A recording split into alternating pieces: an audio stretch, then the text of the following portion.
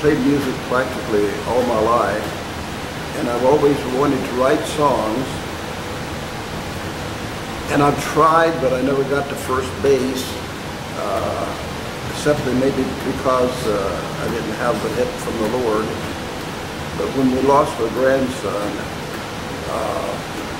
I sat down and I wrote a poem before he was buried, a poem that I thought I would put into a song. However, that never happened, but they did put this poem on the bench at the cemetery.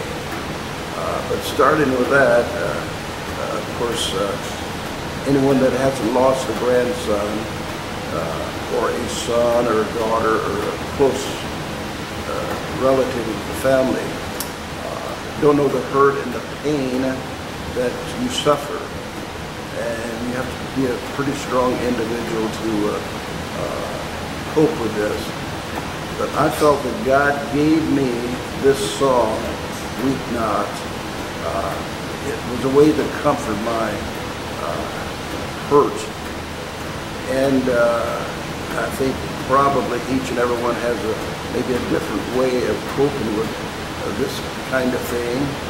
But I felt that God just gave me this to comfort my heart. So I wrote Weep Not, and of course I wrote that song as if he's telling the story. And of course the mother, I don't know how much, I feel that you can only get hurt so bad. There's a point, I think that's as far as you can go, irregardless of whether you lose one member of the family. I don't think you could be hurt any worse if you lost the entire family.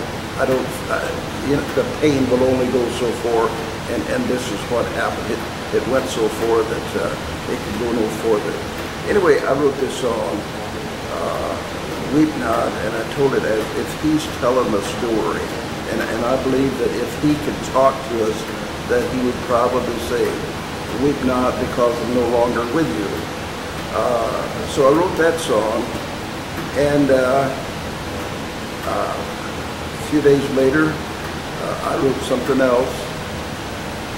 And within a short period of time, I had written 6, 7 songs.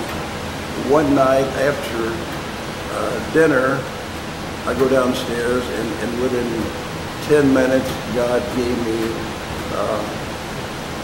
the words of the song, and I put it together, and I came up and I said to the wife, listen to this. So I wrote this song and sung it to her, and she says, when did you write that? I said, just now. And she said, that's a beautiful song. You need another verse. And I thought for a second, and I said, well, I'll write another one, but it'll make you cry. So I went downstairs, and in 5 minutes I came up with the other verse, which says, the last part of the verse says, Joy's face I want to see. I want to be with my mom and dad and with Joy. And she did. Tears came from her eyes. So I wrote these songs, and she says, you should record these. And I said, I don't think so. Excuse me. So she kept after me, said, you should put this on a CD or a tape, and so the kids will have something to refer to, the grandkids, the great-grandkids. And so I got to thinking, well, maybe I will. So I talked to a local gentleman that has a studio, and he says, yes, he said, I think you have some good material here. You should do that. So I said, okay, you get the musicians together. And I had, I think, 8 songs at this time. And one of the musicians says, it would be wonderful if you had another 3 or 4 songs to go on the album, because you like to have 10, 12. So I said, okay. So I go home and I write another 7 songs. and just like that. And the Lord just gave this to me, so I end up writing a total of 15 songs that's on my CD entitled Weep Not. So, and the Lord has blessed me tremendously, like I said earlier.